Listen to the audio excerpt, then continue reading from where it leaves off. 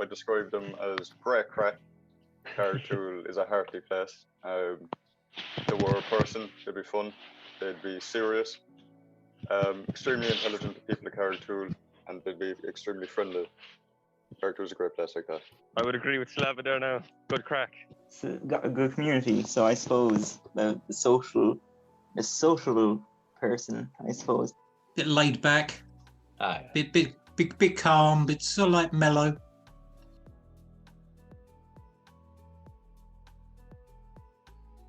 They say what's unique is about we're able to connect to the world more easier than our older generations. That we're able to meet people from different countries far more easier than it used to be. Yeah, I'd agree with that.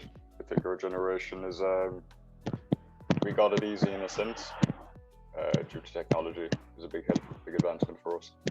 But I feel that when it comes to the younger and older generation mixing these days, especially in a little village like Cartool, there wouldn't be much association between the two, for the simple fact that the younger people would be more inclined to be on their phones and so on and so forth, whereas the older generation then would, read newspapers and whatnot. Yeah. Like there wouldn't be much of a mix. Probably everything's going online. Even cars are getting electrical and all that kind of stuff. We're all being hooked up to the World Wide Web. It's very alien to yeah. a lot of people, I'd say. Even in it's very recent. It's like only really started in the early 2000s. Oh, we know everything, obviously. Just wise. You think you know everything, but you haven't got a clue. No, there's nothing special about my age group or the older generation or the younger generation. We're just plodding along and learning as we go.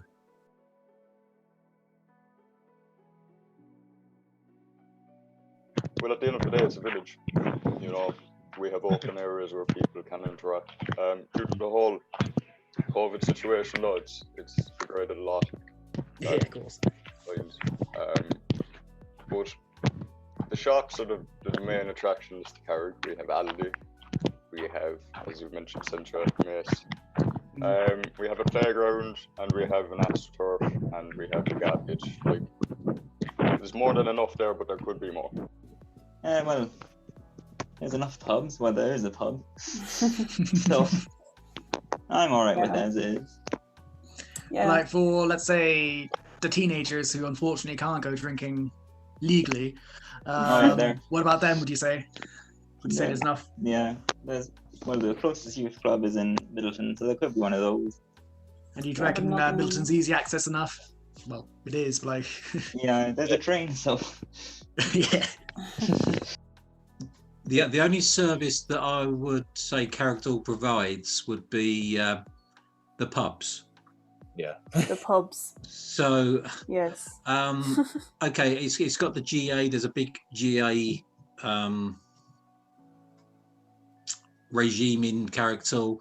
I'm involved with that with my younger kids, and I was involved with it with my older kids. Personally, I don't play GA because I wasn't brought up with it. I enjoy it, nonetheless. But the amenities for the Carrickdale provides is just either alcohol or GA that I can find. Yeah, and do you feel like, say if you weren't into GA, would you feel like less part of the community? You wouldn't feel as part of the community if you weren't into GA? Be less to talk about, especially in the pub. Yeah. Especially in the pub, indeed. Yeah, I don't really utilise the pubs in Carrick. I'm not a big pub person anymore. I just use Carrickdale for the general conveniences of a couple of takeaways here and there, and the local shops. Oh yeah, especially now. Yeah, so do you think there could be anything more that like they could offer? Like, do you think they need anything that you would like, or is there anything you would like to see in Carrickdale? A nice little golf course or something, but no, not really. Yes. But amenities in Carrick, I'm not a huge social person, so it doesn't really affect me. I'm not looking to be a member of little clubs or anything else, Yeah. so it's really difficult for me to comment. I know That's for my children, they used to have a, but they called it a book club. So on a Friday night, the kids would go and after school do extra reading and extra books and just have a bit of fun. But that was cancelled a couple of years ago. My older children went through the book club and everything else, and my middle children went through that, but my younger ones can't do it because they cancelled it, which is really sad. There's a couple of bits and pieces that we use, but not a lot. It's a less community type thing. Like there's less sociable outlets for them and all that kind of stuff. It's very hard for the children. Yeah. You know, they got a playground, they got a GA pitch, but that's it. Yeah, that came up a lot actually when looking at things, amenities for younger children. Do you feel like it's more important for maybe the younger community to have something to do in? Oh, definitely, because I'm able to drive. Well, after lockdown, I'm able to drive out the area and go to different events if I want to. But for the younger generation, they can cycle somewhere, but only so far. So they need the amenities more than I do.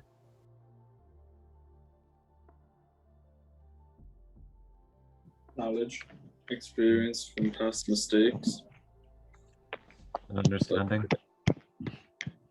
It's like learn from what they growing up and understand the differences between what was acceptable then and what is acceptable now, and try to teach each other.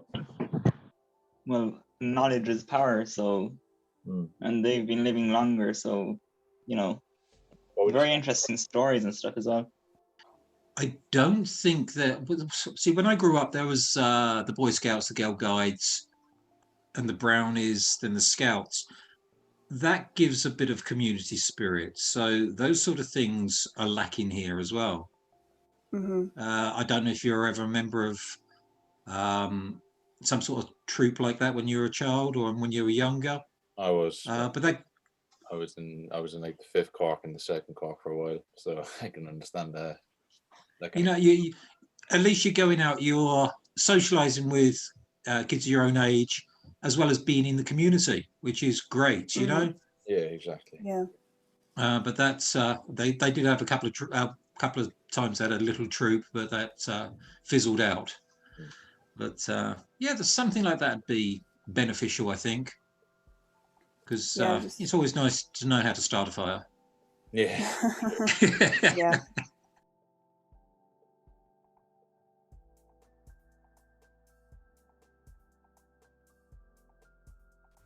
I don't think so. I don't think anyone.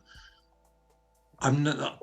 See, when I was younger, you treated people of my age and older with a little bit of respect. There's the respect's gone, obviously. But I don't think I'm that old anyway to start with. No, I've never noticed. I've never seen. Oh, that's okay. Yeah, but especially for your generation in particular, there is a few stereotypes online that people have pointed out anyway. That people your age, they think that they're maybe skeptical or set in their ways, stubborn or fear-driven. And what would you have to say about these sort of things that they might say about your generation? Possibly, but speaking personally, I'm an electrician by trade, and every day is a learning day because the business I'm in changes and there's different products, so I have to learn with it. If I got stuck in my ways, I couldn't progress and I'd just be stagnant. I wouldn't consider us as stubborn. Every 6 months, technology has changed. And we've got to try and keep up with it as well as you guys. Yeah. You know, indeed, and it's sometimes when you think you struggle with the technology, it's twice as bad for us. You know, we didn't have calculators at school.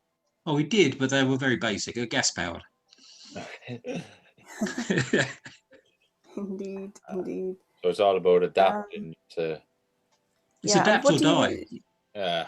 And if there were people who are more set in their ways, what do you think would be good to like break down? If they're set in the ways, there's not a lot you can do because you can't teach an old dog new tricks and all that. But you just have to go with the flow. You have to adapt. You have to learn. You have to keep on learning. And every day is a learning day.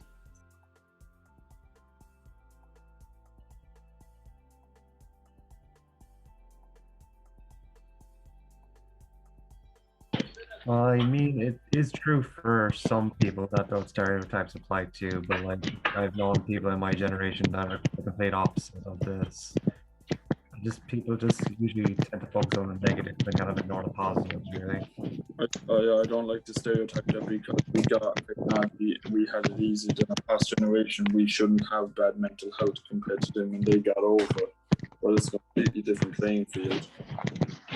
Because when you'd like, back then you'd leave your school and that's when it would stop if you were getting bullied. Well, and now you go home and you turn on your phone and you get hundreds of messages. So I think that's annoying because they don't fully understand why it's different. Like we're in this generation as well. Like I feel like with the stereotypes, you see someone, see what they're wearing, you're immediately judging. I think that's a huge issue we have as well. I'm sort of neutral on that. For some people, it would be true, and for others, it would be false. It depends on the person. I wouldn't agree with generalizing.